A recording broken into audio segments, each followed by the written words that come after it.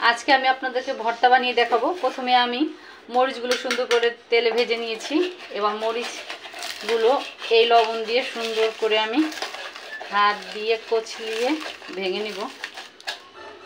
আমার মরিচ কুচি করা শেষ। এবার আমি মরিচের মধ্যে কাঁচা পেঁয়াজগুলো দিয়ে ভালো করে মিশিয়ে দিব।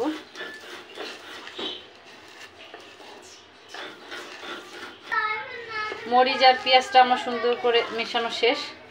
এবার আমি এখানে পরিমাণ মতো তেল দিয়ে দিব। তেল দিয়ে আবারও কচলাবো।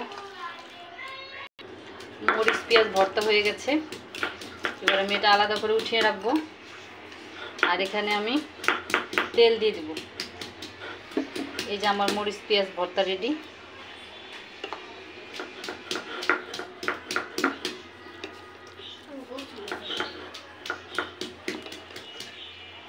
এই যে আমার মরিচ পেঁয়াজ ভর্তা রেডি।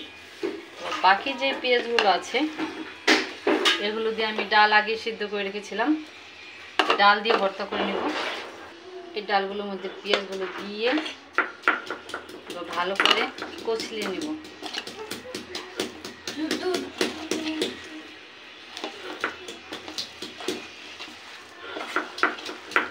কচলানো হয়ে গেলে এবার আমি তেল দিয়ে দেব। আবার ভালো করে কচলিয়ে নিব। এবার আমি একটু লবণ দিয়ে দিব স্বাদ মতো।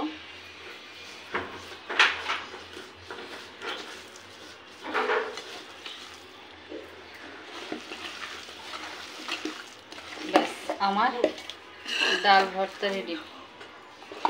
এই যে হয়ে গেল আমার মজাদার ডাল ভর্তা। এই যে আমার মজাদার ডাল ভর্তা রেডি। এবার আমি শিম ভর্তা করব। আমি অল্প একটু পেঁয়াজ মরিচ ভর্তা থেকে নিয়েছি। এখন আমি এই শিমগুলো চেটকিয়ে একটু পরিমাণ মতো লবণ দিয়ে চটকিয়ে দেব। ভালো করে চটকিয়ে নেওয়ার পর এই যে আমার শিম ভর্তা রেডি। এবার আমি বানাবো আলু ভর্তা। আলুগুলো আমি আগে সিদ্ধ করে নিয়েছিলাম। আমি আগে এই পেঁয়াজগুলো বেরেস্তা ভেজে নিয়েছিলাম। এখন এই বেরেস্তাগুলো নিয়ে নিব।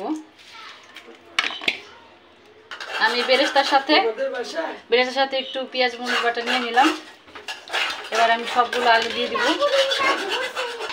এবার আমি একটু লবণ দিয়ে দিব। এবার আমি এগুলোকে সবগুলোকে ভালো করে চটকিয়ে নিব। এই যে আমি আলু সব ভালো করে ভেঙে নিয়েছি। এবার পেঁয়াজ মরিচ একসাথে মিলিয়ে নিব। তো বন্ধুরা, এই যে আমার আলু ভর্তা রেডি। আজকে আমি বানিয়েছি আলু ভর্তা, পেঁয়াজ ভর্তা, শুটকি ভর্তা, শিম ভর্তা। এর সাথে আমি আরও বানিয়েছি ডাল ভর্তা। কেমন হয়েছে অবশ্যই আমাকে জানাবেন। আল্লাহ হাফেজ।